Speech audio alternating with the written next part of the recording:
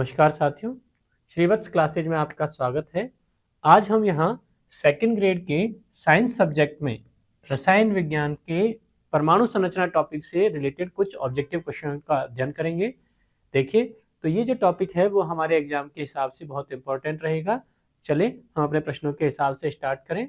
हमारा पहला प्रश्न है, एक वाष्पशील पदार्थ का वाष्प घनत्व 4 है। देखिए, एक वाष्पशील पदार्थ यानी वो पदार्थ हमें दिया हुआ है जो आसानी से वाष्प में बदल जाता है और उसकी वेपर डेंसिटी या वाष्प घनत्व हमें दिया हुआ है, दैट इज इक्वल्स टू 4, और हमसे इसका मॉलिक्यूलर वेट यानी अणुभार पूछा हुआ है। तो किसी दिए गए वाष्पशील पदार्थ के वाष्प घनत्व का अणुभार के साथ संबंध अगर हम निकालें तो ये होता है दैट अणुभार इज इक्वल्स टू 2 गुणा वाष्प घनत्व। ठीक है, आपको वाष्प घनत्व का मान दिया गया है, कितना हमें दे रखा है 4, तो इसको ट्वाइस कर देंगे, 2 गुना कर देंगे, यानी अणुभार हमारा हो जाएगा 8 ग्राम मोल इनवर्स। ठीक है, that means option number C इस प्रश्न के लिए हमारा करेक्ट आंसर हो जाएगा। कैसे निकाला? दैट किसी भी दिए गए पदार्थ का अणुभार उसके वाष्प घनत्व का 2 गुना हो जाता है। दैट ऑप्शन नंबर सी इस प्रश्न के लिए हमारा करेक्ट आंसर हो जाएगा। नेक्स्ट देखें, यूरिया में नाइट्रोजन का प्रतिशत है। आपको नाइट्रोजन की परसेंटेज क्वांटिटी पूछी हुई है। तो देखिए, सबसे पहले हमें कंपाउंड का फॉर्मूला नाम लिखकर दिया है यूरिया। हम कहेंगे इसका मॉलिक्यूलर फॉर्मूला होता है NH2CO NH2। ठीक है, जहां अगर हम नाइट्रोजन की क्वांटिटी निकालें, देखिए नाइट्रोजन के 2 एटम यूरिया के एक अणु में उपस्थित हैं। हम कहेंगे नाइट्रोजन का भार हो जाएगा 2 × 14 यानी 28। ऐसे ही हाइड्रोजन का अगर हम वेट निकालें तो हाइड्रोजन के 4 एटम यहाँ पर उपस्थित हैं और एक एटम का वेट होता है 1, तो टोटल हो जाएगा 4। एक कार्बन एटम यहाँ पर उपस्थित है, तो कार्बन एटम का वेट हमारे पास में 12U होता है, तो ये हो जाएगा 12। और ऐसे ही ऑक्सीजन के लिए इसका वेट हो जाएगा 1 × 16 यानी 16। ओवरऑल अगर हम NH2CO NH2 का परमाणु भार याद करें तो इसका परमाणु भार हो जाएगा आपका 16 यूनिट या यूनिफाइड। ठीक है, अब यहां से हम देख रहे हैं कि अगर कुल मिलाकर 60 ग्राम यूरिया हमें दिया गया है, तो इस 60 ग्राम यूरिया में नाइट्रोजन की परसेंटेज या नाइट्रोजन की क्वांटिटी कितनी है? 28 ग्राम है। अगर हमें नाइट्रोजन का परसेंटेज निकालना है तो हम कहेंगे नाइट्रोजन की क्वांटिटी डिवाइडेड बाई ओवरऑल मास गुणा 100%। सॉल्व करेंगे, हमारे पास में आ जाएगा दैट 140 डिवाइडेड बाई 3 यानी कि अप्रोक्सीमेट 46.6% हमारे पास में नाइट्रोजन की प्रतिशत क्वांटिटी यहाँ पर हो जाएगी। कैसे निकालेंगे? देखिए, फिर से एक बार हम कंसीडर कर लें। हमें यूरिया, इसका अणुसूत्र हमारे पास में है NH2CO NH2, और इस अणुसूत्र से हमने क्रमशः नाइट्रोजन, हाइड्रोजन, कार्बन और ऑक्सीजन की क्वांटिटी निकाल करके इसका अणुभार याद कर लिया। फिर अणुभार जो कि 60 ग्राम हमारे पास में है, उसमें से हमने नाइट्रोजन की क्वांटिटी देख ली according law of mass conservation. ये कितना हो जाएगा? 28 ग्राम, और इसका परसेंटेज हमने निकाल लिया that weight of nitrogen divided by overall molecular weight into 100% करके, तो ये हमारे पास में 46.6% के आसपास आ जाता है, यानी ऑप्शन नंबर बी इस क्वेश्चन के लिए हमारा करेक्ट आंसर हो जाएगा। नेक्स्ट देखें, अगला प्रश्न है 1 लीटर जल। अब देखिए, लीटर यानी कि आपको वॉल्यूम यहाँ पर दिया हुआ है कितना? 1 लीटर, और इसमें जल की मोलर सांद्रता यानी मोलरिटी आपसे पूछी हुई है, क्या होगी? अब देखिए, हम जानते हैं दैट मोलरिटी, इसका फॉर्मूला होता है मोल्स ऑफ सॉल्यूट यानी विलेय के मोल बटा वॉल्यूम ऑफ सॉल्यूशन यानी विलयन का आयतन, और ये आयतन हमें किस में? लीटर में कंसीडर करना होगा। अब मोल निकालने के लिए हमें क्या चाहिए? हमें विलेय का ग्राम में भार और उसका अणुभार चाहिए divided by volume of solution in litre, ये तो हमें यहाँ पर गिवन है। अब देखिए, वाटर हमें दिया है और जल के लिए हम जानते हैं कि इसका डेंसिटी घनत्व होता है वो 1 ग्राम पर ml होता है, या फिर इसी को ही हम लिखें तो ये 1000 ग्राम पर लीटर या 1 किलोग्राम पर लीटर हम रिप्रेजेंट कर सकते हैं। यानी अगर जल का 1 लीटर आयतन है तो उस 1 लीटर आयतन का भार कितना हो जाएगा? 1000 ग्राम हमारे पास हो जाएगा। जल जिसका अणुसूत्र H2O है, अगर हम इसका मोलर मास निकालें तो ये मोलर मास कितना हो जाएगा? 18 ग्राम मोल इनवर्स हो जाएगा। ये वाला वैल्यू अगर हम इस फॉर्मूले में रखें तो देखिए, वेट हमारे पास में है 1000 डिवाइडेड बाय मोलर मास हमारे पास में है 18 मल्टीप्लाई बाय वॉल्यूम हमारे पास में है 1 लीटर। ओवरऑल अगर हम इसको सॉल्व करते हैं तो ये आपका आ जाता है 55.55 मोलरिटी, यानी 1 लीटर विलियन में जल की मोलर सांद्रता कितनी हो जाएगी, 55.5 मोलरिटी हो जाएगी, कैपिटल एम हो जाएगी, जिसको हम मोल लीटर इनवर्स में कैलकुलेट कर सकते हैं। दैट ऑप्शन नंबर ए इस प्रश्न के लिए हमारा करेक्ट आंसर हो जाएगा। कैसे निकाला, तो फिर से हम चेक करें। हमने फॉर्मूला लिखा, फॉर्मूले में हमने मोल डिवाइडेड बाय वॉल्यूम किया। मोल निकालने के लिए हमने कहा कि चूंकि पानी है और पानी की डेंसिटी 1 ग्राम ml होती है, तो यहाँ पर हमने जल के लिए 1 लीटर का भार 1000 ग्राम किया और 1000 ग्राम से हमने इसके नंबर ऑफ मोल निकाल करके हमने इसमें वॉल्यूम से डिवाइड कर दिया। तो करेक्ट आंसर आपका हो जाएगा 55.5। नेक्स्ट देखें, एक धातु की विशिष्ट ऊष्मा 0.16 है, इसका परमाणु भार क्या होगा। तो देखिए, धातु की विशिष्ट ऊष्मा का अगर हम परमाणु भार के साथ रिलेशन चेक करें तो साइंटिस्ट थे जिनका नाम था ड्यूलोंग और पेटिट, इन्होंने धातु के परमाणु भार को उसकी विशिष्ट ऊष्मा के साथ,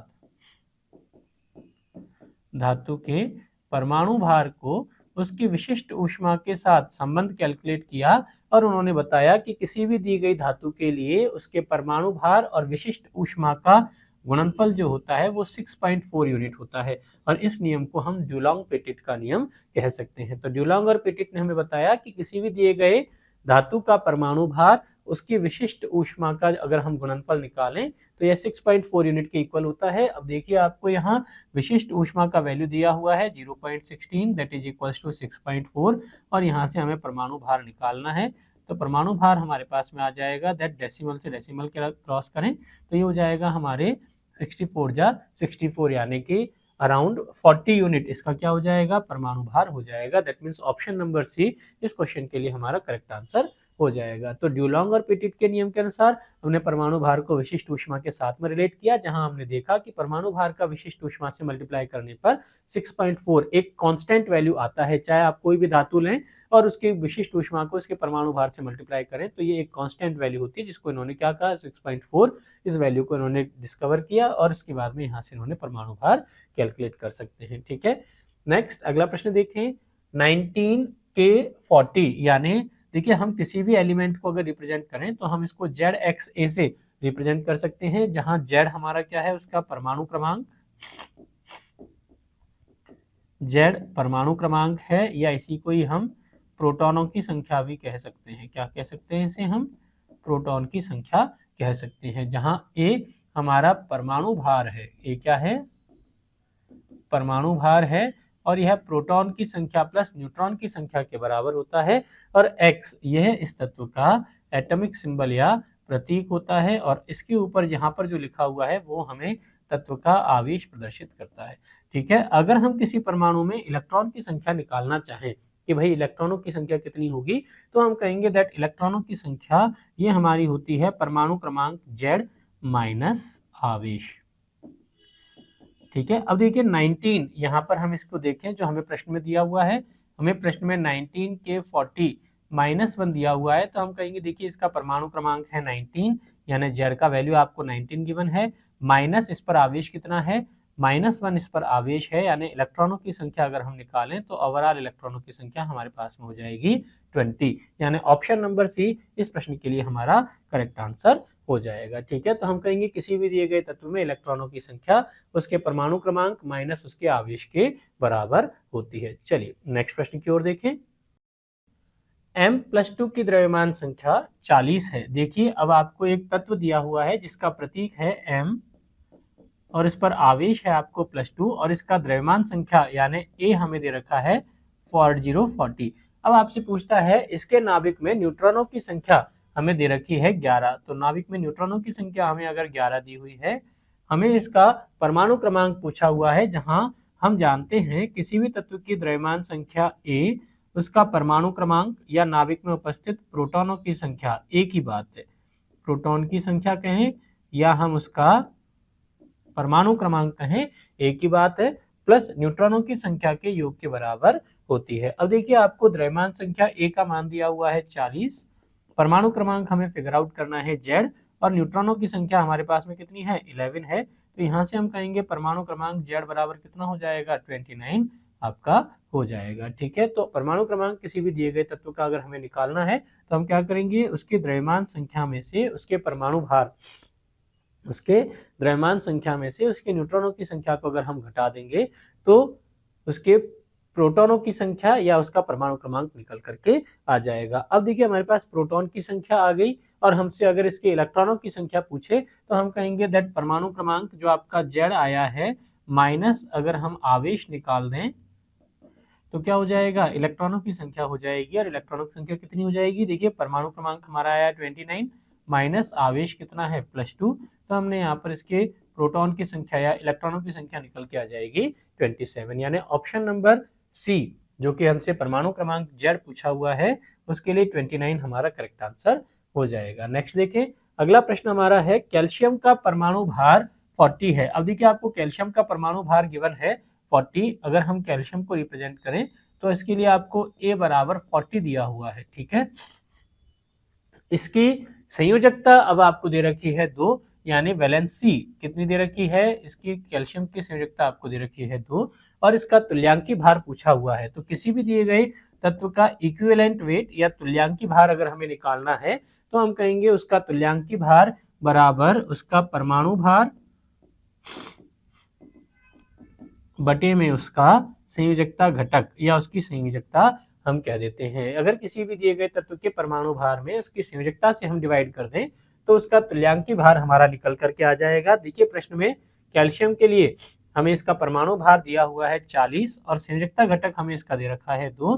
तो अगर हम इसका इक्विवेलेंट वेट निकालें तो इक्विवेलेंट वेट हमारा हो जाएगा 20 यूनिट। ठीक है, अब ये जो आपका तुल्यांकी भार आया है वो कितना हो जाएगा 20। अगर हम तुल्यांकी भार को परिभाषा के रूप में देखें तो हम कहेंगे किसी भी दिए गए तत्व की वह W ग्राम मात्रा जो हाइड्रोजन के 1.008 ग्राम भार भाग से या ऑक्सीजन के 8 ग्राम भार भाग से या क्लोरीन के 35.5 ग्राम भार भाग से पूर्णतः क्रिया करती है उस मात्रा को हम दिए गए तत्व का इक्विवेलेंट वेट या तुल्यांकी भार कह देते हैं। तो हाइड्रोजन का इस कैल्शियम का तुल्यांकी भार हम निकालें कैसे, परमाणु भार में हम उसके संयोजकता घटक से डिवाइड कर दें तो तुल्यांकी भार हमारा निकल के आ जाएगा, कितना हो जाएगा 20 यहाँ पर हमारा हो जाएगा। यानी ऑप्शन नंबर बी हमारे इस प्रश्न के लिए करेक्ट आंसर हो जाएगा। नेक्स्ट देखिए, ऑक्जेलिक अम्ल का तुल्यांकी भार क्या होगा। अब देखिए आपसे ऑक्जेलिक अम्ल का इक्विवेलेंट वेट पूछा हुआ है और इसका अणुभार हमें दिया हुआ है। तो हम फिर से कहेंगे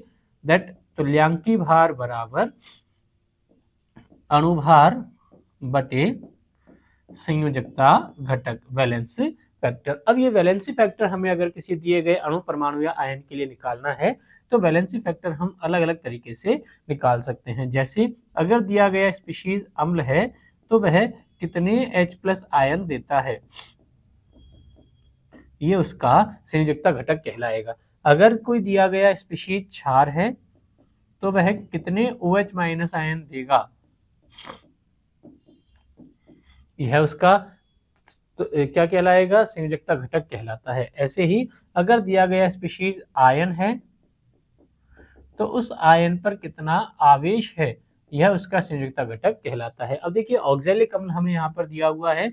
अगर हम ऑक्जेलिक अम्ल का फॉर्मूला देखें तो यह आपका होता है COOH का होल ट्वाइस डॉट 2H2O। अब ये अम्ल है, नाम में ही इसके अम्ल लिखा हुआ है और हम देख रहे हैं कि यहाँ पर 2 हाइड्रोजन एटम है जो H+ आयन के रूप में निकल सकते हैं। यानी कितने H+ आयन ये दे सकता है, 2। तो इस ऑक्जेलिक अम्ल का संयोजकता घटक क्या हो जाएगा, वैलेंसी फैक्टर हो जाएगा इसका 2।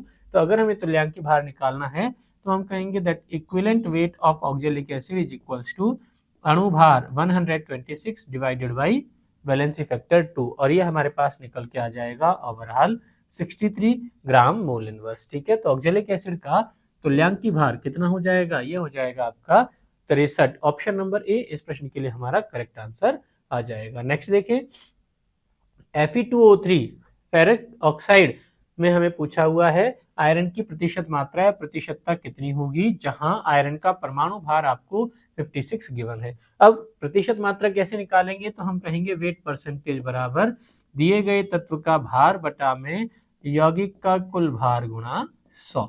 अब Fe2O3 अगर हम देखें तो Fe2O3 का मतलब हम कहेंगे 2 आयरन यूनिट है यहाँ और एक आयरन यूनिट का वेट है 56, तो 2 का हो जाएगा 2 × 56 यानी 112 यूनिट। ठीक है, ऐसे ही 3 ऑक्सीजन यूनिट है यहाँ पर और एक ऑक्सीजन एटम का वेट होता है 16, तो ओवरऑल ये हो जाएगा 48 यानी कुल Fe2O3 का मास हो जाएगा 160 ग्राम मोल इनवर्स। ठीक है, अब अगर हमें इसका वेट परसेंटेज निकालना है तो हम कहेंगे weight percentage is equals to gram में भार कितना है आयरन का, ये हमारे पास में है 112 डिवाइडेड बाय यौगिक का कुल भार, ये हमारे पास में है 160 मल्टीप्लाई बाई 100%। ठीक है, हम इसको सॉल्व करें दैट 25 जा 100 और 28 जा 160 और 8 से अगर हम इसको सॉल्व करें तो हमारे पास में आ जाएगा दैट लगभग निकल के आ जाएगा 14 मल्टीप्लाई बाई 5 यानी 70% आपका क्या हो जाएगा, आयरन का वेट प्रतिशत हो जाएगा। ऑप्शन नंबर डी इस प्रश्न के लिए हमारा करेक्ट आंसर हो जाता है। नेक्स्ट देखें, 500 ml 0.25 कैपिटल एम यानी आपको मोलरता यहाँ पर दे रखी है NaOH विलयन में NaOH की उपस्थित मोलों की संख्या हमसे पूछी हुई है। तो देखिए हम जानते हैं दैट मोलरता बराबर हमारा होता है विलय के मोल बटा विलयन का आयतन, और आयतन हमें किस में लेना है, लीटर में कंसीडर करना है। अब हमसे देखिए मोलों की संख्या पूछी है तो हम कहेंगे मोलों की संख्या बराबर मोलरता गुणा आयतन, और आयतन हम लिखेंगे किसमें, लीटर में। अब देखिए मोलरता आपको कितनी दे रखी है 0.25 m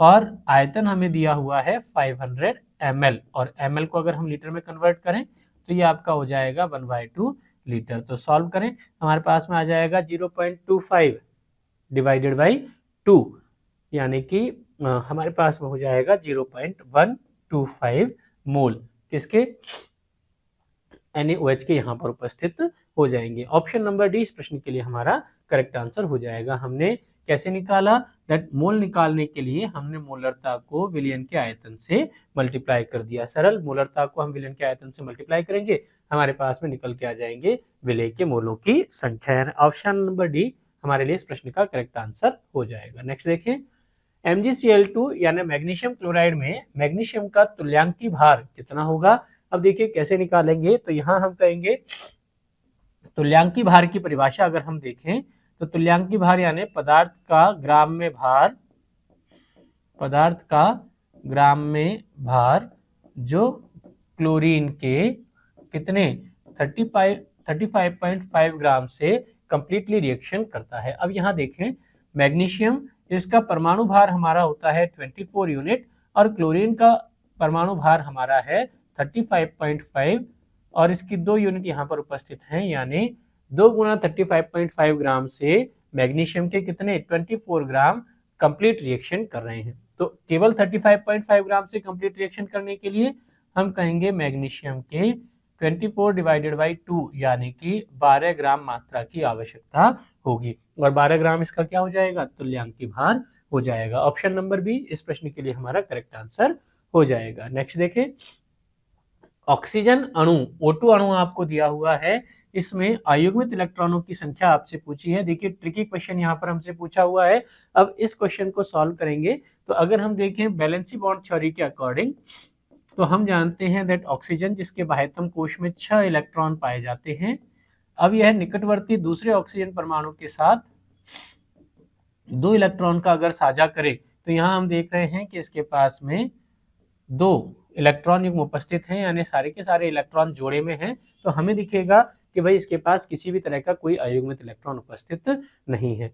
लेकिन अगर हम इसी ऑक्सीजन को अणु कक्षक सिद्धांत के आधार पर सॉल्व करें, मॉलिक्यूलर ऑर्बिटल थ्योरी के आधार पर सॉल्व करें, तो हम जानते हैं दैट इसका इलेक्ट्रॉनिक विन्यास जो होगा ये आपका होता है sigma 1s2, sigma star 1s2, sigma 2s2, sigma star 2s2,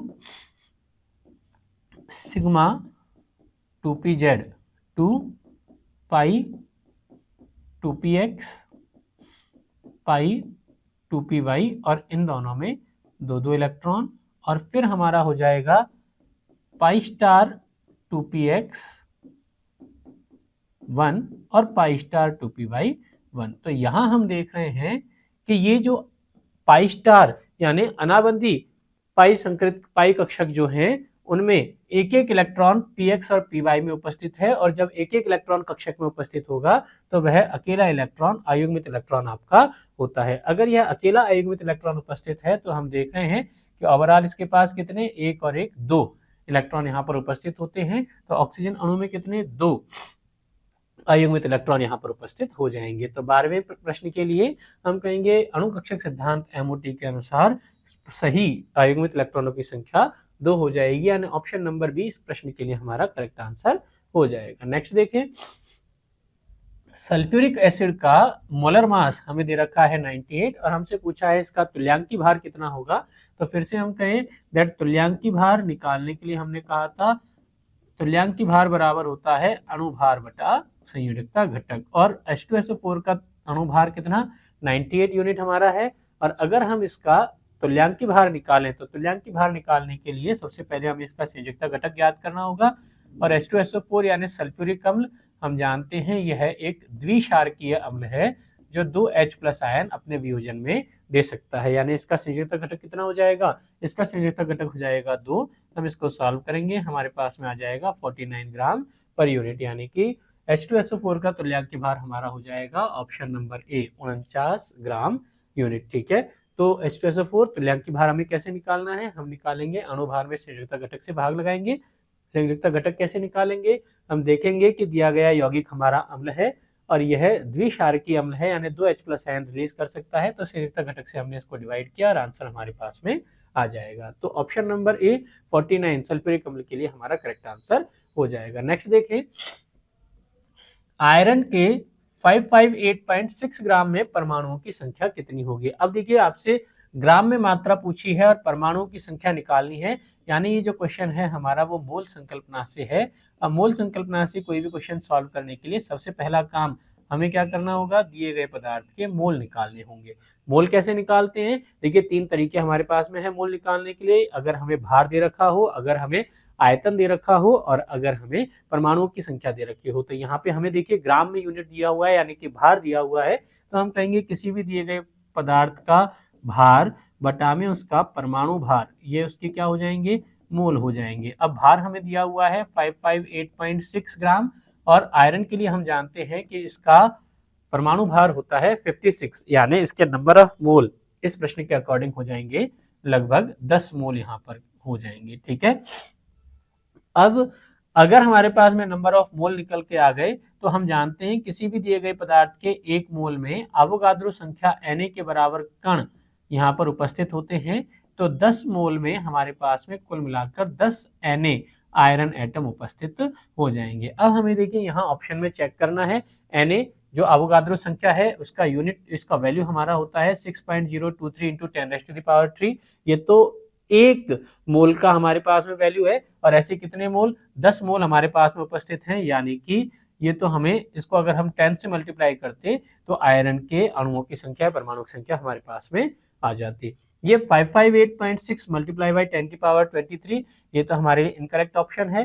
फिर देखिए हमें दे रखा है 60 ग्राम कार्बन से दोगुनी, तो सबसे पहले हमें 60 ग्राम कार्बन के मोल निकालने पड़ेंगे, जहां हम जानते हैं कार्बन के मोल कैसे निकालेंगे। कार्बन का ग्राम में भार हमें दिया हुआ है 60 डिवाइडेड बाय कार्बन का एटॉमिक वेट हम जानते हैं कितना होता है 12 यूनिट, और इसके हमारे पास में मोल आ जाएंगे 5 मोल, और इसका 2 टाइम्स हमसे पूछा है, यानी 2 टाइम्स बराबर हमारे पास में कितना हो जाएगा 10 मोल, और 10 मोल कार्बन में 10 मोल आयरन के बराबर परमाणु उपस्थित हो जाएंगे, यानी ऑप्शन नंबर सी इस प्रश्न के लिए हमारा करेक्ट आंसर हो जाएगा। बाकी अगर हम हीलियम के लिए निकालें तो हीलियम के लिए हम जानते हैं कि इसका परमाणु भार होता है 4, यानी 16 ग्राम में हमारे पास कितने 4 मोल हीलियम परमाणु उपस्थित होंगे, और हमें कितने 10 मोल आयरन परमाणु के बराबर मात्रा चाहिए, और 10 मोल आयरन परमाणु के बराबर मात्रा कितनी हो जाएगी 60 ग्राम कार्बन से 2 गुनी मात्रा हमारी हो जाएगी, यानी ऑप्शन नंबर सी इस प्रश्न के लिए हमारा करेक्ट आंसर हो जाएगा। नेक्स्ट क्वेश्चन देखें, 36 ग्राम जल में उपस्थित परमाणुओं की कुल मोल संख्या आपसे पूछी हुई है, तो कैसे निकालेंगे। सबसे पहले हम जानते हैं किसी भी दिए गए पदार्थ के मोल ये हमारे होते हैं उसका ग्राम में भार बटा उस दिए गए पदार्थ का अणुभार। अब हमें जल के अणुओं की संख्या, यानी जल के लिए पूछा है, तो हम जल का अणुभार देखेंगे। देखिए ग्राम में भार इसका होता है 36, और जल का अगर अणुभार निकालें तो ये होता है 18, यानी कुल मिलाकर मोलों की संख्या हमारे पास में हो गई 2 मोल। अब एक जल के अणु की अगर हम बात करें तो एक जल के अणु में हमारे पास 2 हाइड्रोजन परमाणु और एक ऑक्सीजन परमाणु यहाँ पर है, यानी टोटल नंबर ऑफ एटम हमारे पास में कितने हो जाएंगे, 3 एटम एक जल के अणु के पास हमारे हो जाएंगे। तो यहाँ से अगर हम 1 मोल जल के अणुओं के लिए निकालें तो हमारे पास कुल मोल हो जाएंगे 3 मोल परमाणु, और हमारे पास जल की कितनी मात्रा है, 2 मोल मात्रा है।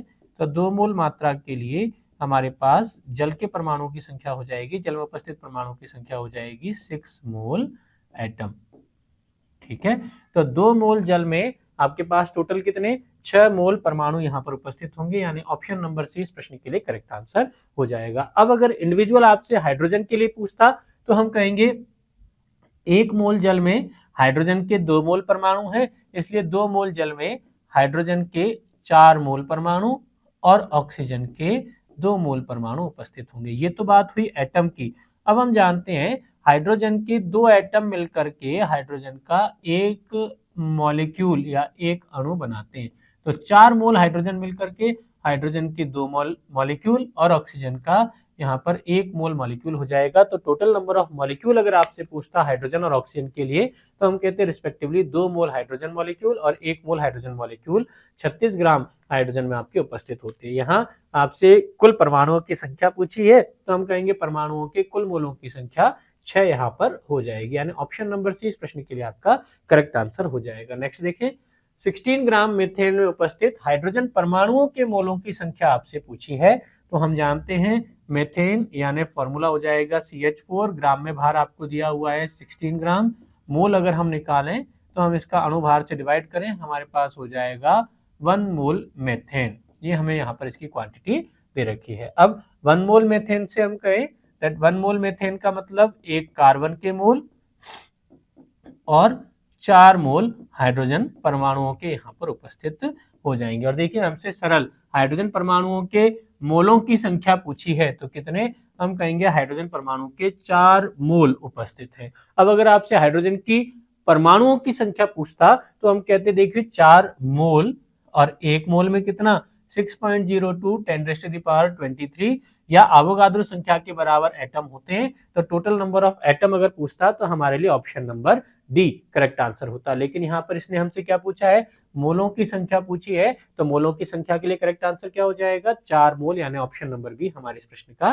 करेक्ट आंसर हो जाएगा। नेक्स्ट देखें, एक गैस का वाष्प घनत्व 22 आपको दे रखा है, आपसे इसका अणुभार पूछा है। तो देखिए हम जानते हैं किसी भी दिए गए पदार्थ के लिए उसके अणुभार का वाष्प घनत्व के साथ संबंध हम कुछ इस प्रकार लिख सकते हैं, जहां हम कहेंगे दैट अणुभार बराबर 2 गुना वाष्प घनत्व होता है। अणुभार बराबर कितना, 2 गुना वाष्प घनत्व होता है, और वाष्प घनत्व कितना है 22। हम इसको 2 से मल्टीप्लाई करेंगे तो अणुभार कितना निकल के आ जाएगा 44 ग्राम मोल इनवर्स हमारा आ जाएगा, यानी ऑप्शन नंबर डी इस प्रश्न के लिए हमारा करेक्ट आंसर हो जाएगा। नेक्स्ट देखें, 4s कक्षक के लिए नोडीय पृष्ठ हमसे पूछे हुए हैं। तो हम जानते हैं दैट ns ऑर्बिटल में नोडल पृष्ठों की जो संख्या होती है, नोडल पृष्ठ की जो संख्या होती है वो n-1 होती है। अब यहाँ देखिए मुख्य क्वांटम संख्या 4s के लिए कितनी, आपको 4s लिखकर दिया है, तो यहाँ मुख्य क्वांटम संख्या का मान n बराबर हो जाएगा 4, तो पृष्ठों की संख्या हमारे पास में आ जाएगी 4-1 यानी कि 3। यहाँ पर हमारे पास में नोडल पृष्ठ उपस्थित होंगे। अब एक छोटी सी जानकारी जो हमें इस प्रश्न से और सीखने को मिलेगी कि आखिर ये नोडीय पृष्ठ या नोड होती क्या चीज है, तो हम कहेंगे नोड किसी भी दिए गए परमाणु में नाभिक के चारों ओर का वह स्थान जहां पर इलेक्ट्रॉनों के पाए जाने की प्रोबेबिलिटी, जिसको हम साइन स्क्वायर से रिप्रेजेंट करते हैं, अगर वो 0 हो जाए, यानी जहां पर इलेक्ट्रॉन मिलने की कोई संभावना नहीं हो, तो ऐसे स्थान को हम क्या कह देंगे, नोड कह देते हैं। अब अगर वो तल है तो उसको नोडल तल कहेंगे, बिंदु है तो नोडल पॉइंट कहेंगे, और अगर सरफेस है तो उसको अपन नोडल पृष्ठ कह देते हैं। अब हमसे यहाँ से नोडल पृष्ठ पूछा हुआ है, 4s कक्षक के लिए हम कहेंगे नोडल पृष्ठों की संख्या n-1 होती है। That means option number B इस प्रश्न के लिए हमारा करेक्ट आंसर हो जाएगा। नेक्स्ट देखें, क्लोरीन गैस में क्लोरीन 35 तथा क्लोरीन 37 का रेशो कितना होता है। तो देखिए हम जानते हैं क्लोरीन का अगर हम एवरेज एटॉमिक वेट कंसिडर करें तो क्लोरीन का एवरेज एटॉमिक वेट हमारा होता है 35.5 और हम देख रहे हैं कि क्लोरीन के हमारे पास में दो तरह के आइसोटॉप अवेलेबल हैं, एक है क्लोरीन 35 और दूसरे हमारे पास में है क्लोरीन 37। अब यहां से हम कह सकते हैं कि मान लीजिए कुल 100 क्लोरीन के एटम हैं, कितने 100 क्लोरीन के एटम हैं, तो 100 क्लोरीन के एटम में से x एटम का वेट है 35 प्लस 100 माइनस x एटम का वेट कितना है 37 डिवाइडेड बाई टोटल 100 एटम का वेट अगर हम करें तो ये हमारे एवरेज एटॉमिक मास यानी यहां से हम चेक करें कि अगर हम इस x का वैल्यू फिगर आउट करें तो x का वैल्यू यहां से हम अगर कैलकुलेट करेंगे तो x का वैल्यू आपका निकल के आ जाएगा अराउंड 75 और रिमेनिंग 100 माइनस x यानी क्लोरीन 37 के अणुओं की संख्या हो जाएगी आपके पास 25। तो हम देख रहे हैं दैट टोटल 100 परमाणुओं में से क्लोरीन 35 के परमाणु हैं आपके 75 और क्लोरीन 37 के परमाणु है 25, यानी इनका रेशियो कितना हो जाएगा 3:1 यहाँ पर हो जाएगा। तो ऑप्शन नंबर सी इस प्रश्न के लिए हमारा करेक्ट आंसर हो जाएगा। कैसे कैलकुलेट किया, हमारे पास में क्लोरीन के दो आइसोटॉप दिए गए थे 37 और 35 वाले और क्लोरीन का एवरेज एटॉमिक वेट हमें पता है दो कितना होता है 35.5 AMU इसका होता है। तो वहां से हमने इसके 100 एटम के लिए एवरेज एटॉमिक वेट के हिसाब से कैलकुलेट किया और एक्स का वैल्यू यानी क्लोरीन 35 के परमाणुओं की संख्या हमने फिगर आउट कर ली और उनका रेशियो हमने निकाला। तो ये हमारे पास में 35.5 के लिए कितना 3:1 के रेशियो में आ जाता है। तो ऑप्शन नंबर सी इस प्रश्न के लिए हमारा करेक्ट आंसर हो जाएगा। नेक्स्ट देखें, द्विधनात्मक जिंक आयन जिसका द्रव्यमान 70 है में न्यूट्रॉनों की संख्या आपसे पूछी हुई है। अब देखिए जिंक आयन यानी तत्व का नाम हमें लिख कर दे दिया तो हम जानते हैं जिंक यह आवर्त सारणी में 30वें परमाणु क्रमांक पर आने वाला तत्व है और इसकी द्रव्यमान संख्या हमें लिख कर दे दी 70 और हमसे कहता है कि यह द्विधनावेशित आयन है। अब हमसे इसके न्यूट्रॉनों की संख्या पूछी है तो हम जानते हैं न्यूट्रॉनों की संख्या यह किसी भी दिए गए तत्व की द्रव्यमान संख्या माइनस उसके परमाणु क्रमांक के बराबर होती है। उस पर आवेश कितना भी हो उससे न्यूट्रॉनों की संख्या को कोई लेना देना नहीं होता। तो हम कहेंगे दैट न्यूट्रॉनों की संख्या बराबर द्रव्यमान संख्या कितनी है 70 माइनस परमाणु क्रमांक कितना है 30। तो ओवरऑल हमारे पास न्यूट्रॉनों की संख्या निकल करके आ जाएगी 40, यानी ऑप्शन नंबर डी इस प्रश्न के लिए हमारा करेक्ट आंसर हो जाएगा। नेक्स्ट अगला प्रश्न देखें, Ni प्लस यानी निकल प्लस धनायन में अयुग्मित इलेक्ट्रॉनों की संख्या कितनी है। अब देखिए आपसे एकल धनावेशित निकल में अयुग्मित इलेक्ट्रॉनों की संख्या पूछी है तो सबसे पहले तो हम निकल की बात करें, निकल जिसका परमाणु क्रमांक होता है 28। अगर हम इसका इलेक्ट्रॉनिक विन्यास देखें तो इसका इलेक्ट्रॉनिक विन्यास होता है, देखिए निकल से पहले जस्ट पहले आने वाली अक्रिय गैस ये होती है परमाणु क्रमांक 18 जहां तक सारे इलेक्ट्रॉन हमारे पेयर्ड हो जाएंगे। इसके बाद में इसका इलेक्ट्रॉनिक विन्यास होता है आपका 3d8 4s2 और अगर हम इसको ऑर्बिटल रिप्रेजेंटेशन देखें तो डी उपकोष जिसमें हमारे पास में 5 ऑर्बिटल्स होते हैं, इनमें क्रमशः पहले एक एक इलेक्ट्रॉन भरा जाएगा और उसके बाद अपोजिट स्पिन वाला इलेक्ट्रॉन पेयर्ड हो जाएगा। फिर यहाँ देखें 4s, इसमें आपके पास में 2 इलेक्ट्रॉन उपस्थित हैं। अब अगर इस निकल से हमें Ni+1 बनाना है, निकल से क्या बनाना है Ni+1 बनाना है, तो Ni+1 बनाने में हमें क्या करना होगा 4s उपकोष जो कि बाह्यतम कोश है, 4s उपकोष कौन सा है बाह्यतम कोश है, इस बाह्यतम कोश से हमारा एक इलेक्ट्रॉन निकल जाएगा। यानी इलेक्ट्रॉनिक कॉन्फ़िगरेशन जब हम लिखें तो ये हो जाएगा आर्गन 3d8 4s1। तो इलेक्ट्रॉनिक कॉन्फ़िगरेशन अगर डी उपकोष के लिए हम लिखें तो पहले डी उपकोशों में प्रत्येक कक्षक में 5 इलेक्ट्रॉन और फिर विपरीत चक्रण वाला इलेक्ट्रॉन यहाँ पर हमारा आ जाएगा, यानी टोटल आपके पास में वही 8 इलेक्ट्रॉन यहाँ पर हैं और 4s में से एक इलेक्ट्रॉन निकलने से ये अनपेयर्ड हो जाएंगे। तो देखिए total number of unpaired electron या अयुग्मित इलेक्ट्रॉनों की संख्या कितनी हो गई, यहाँ 3 अयुग्मित इलेक्ट्रॉन आपके पास हो जाते हैं। तो ऑप्शन नंबर सी इस प्रश्न के लिए हमारा करेक्ट आंसर हो जाएगा। देखिए यहाँ इस प्रश्न में एक छोटी सी ट्रिक है जो हमें याद रखनी है कि Ni में अंतिम इलेक्ट्रॉन N-1d उपकोष में भरा जाता है, अंतिम इलेक्ट्रॉन 3d में भरा गया है, लेकिन जब इलेक्ट्रॉन निकालने की बात आएगी तो इलेक्ट्रॉन जो पहला इलेक्ट्रॉन निकलेगा वो पहला इलेक्ट्रॉन Ns उपकोष में से या बाह्यतम कोश में से या संयुक्ता कोश में से निकलता है। यानी इलेक्ट्रॉन अगर भरा जाएगा तो N-1d उपकोष में भरा जाएगा और अगर इलेक्ट्रॉन निकलेगा तो वो Ns उपकोष में से निकलेगा। तो आपको याद रखना है कि हमें कभी भी इलेक्ट्रॉन N-1d उपकोष में से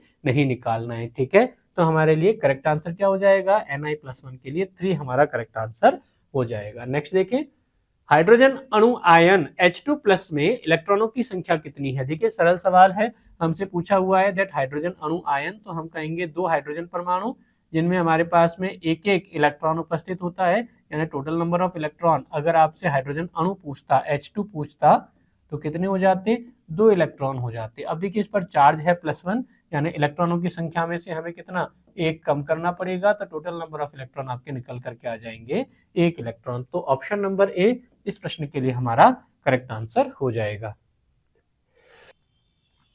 उपकोष L बराबर 3 के कुल अभिविन्यास कितने हो सकते हैं? अब देखिए आपको उपकोष पूछा हुआ है और हम जानते हैं उपकोष जो है उसको हम एजीमुथल क्वांटम नंबर या दिगंशी क्वांटम संख्या जिसको हम कहते हैं उससे रिप्रेजेंट करते हैं, और यह दिगंशी क्वांटम संख्या जो है ये हमारी L से रिप्रेजेंट की जाती है। और यहाँ आपको L बराबर 3 यानी F उपकोष की बात पूछा हुआ है, तो हम कहेंगे किसी भी उपकोष में जिसका वैल्यू L से रिप्रेजेंट किया हुआ है, टोटल नंबर ऑफ ओरिएंटेशन या अभिविन्यास जो होते हैं वो आपके 2l+1 द्वारा दिए जाते हैं। किसके द्वारा?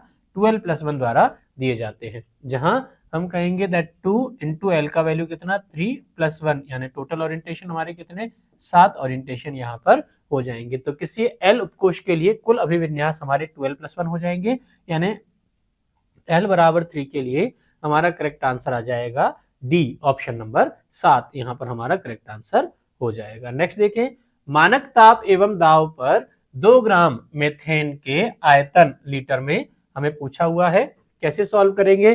देखिए सबसे पहले हमें यहाँ पर मानक ताप दाब यानी एनटीपी दिया हुआ है, और इस एनटीपी पर आपसे वॉल्यूम लीटर में पूछा हुआ है, यानी फिर से हमें मोल संकल्पना का ये क्वेश्चन है। सॉल्व करने के लिए हमें क्या करना पड़ेगा, हमें मेथेन के नंबर ऑफ मोल निकालने पड़ेंगे। कैसे निकालेंगे? हम कहेंगे मेथेन के लिए ग्राम में भार बटा में मेथेन का मॉलिक्यूलर वेट। मेथेन फॉर्मूला अगर हम देखें तो ये आपका होता है CH4, अणुभार अगर निकालें तो ये हो जाता है 16 ग्राम मोल इनवर्स। मेथेन के लिए ग्राम में भार कहें तो 2 ग्राम, मोलर मास कहें तो 16, यानी नंबर ऑफ मोल हो जाएंगे आपके 1/8 मोल।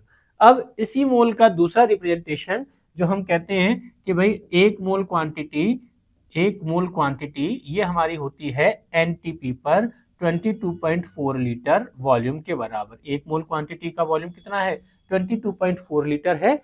तो यहां से हम कहेंगे दैट एक मोल का वॉल्यूम अगर 22.4 लीटर है तो 1/8 का वॉल्यूम, 1/8 मोल का वॉल्यूम कितना हो जाएगा, दैट 22.4 डिवाइडेड बाई 8, यानी कितना, 8 दूने 16, तो 2.8 लीटर इसका वॉल्यूम हमारा हो जाएगा। तो ऑप्शन नंबर ए इस प्रश्न के लिए हमारा करेक्ट आंसर हो जाएगा। कैसे निकाला? सबसे पहले हमें वेट इन ग्राम गिवन था, उससे हमने मोलर मास में डिवाइड करके मोल निकाल लिए, और फिर एक मोल के वॉल्यूम से 1/8 मोल का वॉल्यूम हमने फिगर आउट कर लिया। हमारे पास में करेक्ट आंसर आ जाएगा 2.8 लीटर, यानी ऑप्शन नंबर ए इस प्रश्न के लिए हमारा करेक्ट आंसर हो जाएगा। नेक्स्ट देखें, किसमें अधिकतम संख्या में परमाणु है? अब आपसे देखिए संख्या का क्वेश्चन पूछा हुआ है, तो हम फिर से कहेंगे कि यह क्वेश्चन जो है वो मोल संकल्पना से रिलेटेड है। कैसे सॉल्व करेंगे? आपको देखिए वेट इन ग्राम दे रखा है, तो हम सभी के मोल निकाल लें।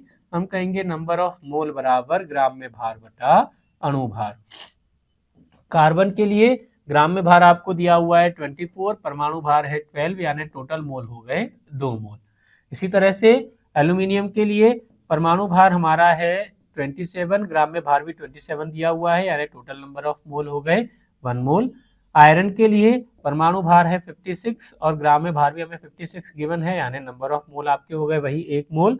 और सेम सिल्वर के लिए आपका परमाणु भार और अणु भार, यहाँ पे ग्राम में भार दोनों समान दिए हुए हैं, यानी सबकी मोलों की संख्या आपने निकाल ली। अब हम जानते हैं किसी भी दिए गए पदार्थ के नंबर ऑफ मोल, उससे हम उसके परमाणुओं की संख्या कैलकुलेट कर सकते हैं, जहां हम कहेंगे नंबर ऑफ मोल बराबर एक मोल में कितने, आवोगाद्रो संख्या के बराबर परमाणु। तो अगर आपके n मोल हमें दिए हुए हैं तो n मोल में कितने, n गुना आवोगाद्रो संख्या के बराबर एटम या यूनिट किसी भी दी गई स्पीशीज के आपके पास में हो जाएंगे, यानी जिसके मोल सबसे ज्यादा होंगे उसके ही नंबर ऑफ एटम सबसे ज्यादा हो जाएंगे। तो देखिए आपको 24 ग्राम कार्बन यानी नंबर ऑफ मोल सबसे ज्यादा कार्बन के लिए गिवन है, तो सबसे ज्यादा नंबर ऑफ एटम भी किसके लिए हो जाएंगे, कार्बन के लिए हो जाएंगे, यानी ऑप्शन नंबर ए इस प्रश्न के लिए हमारा करेक्ट आंसर हो जाएगा। तो ये हमारे कुछ प्रश्न थे जिसमें हमने परमाणु संरचना से रिलेटेड कुछ टॉपिक्स देखे। नेक्स्ट लेक्चर में हम नए टॉपिक के साथ, नए प्रश्नों के साथ फिर से मिलेंगे। धन्यवाद।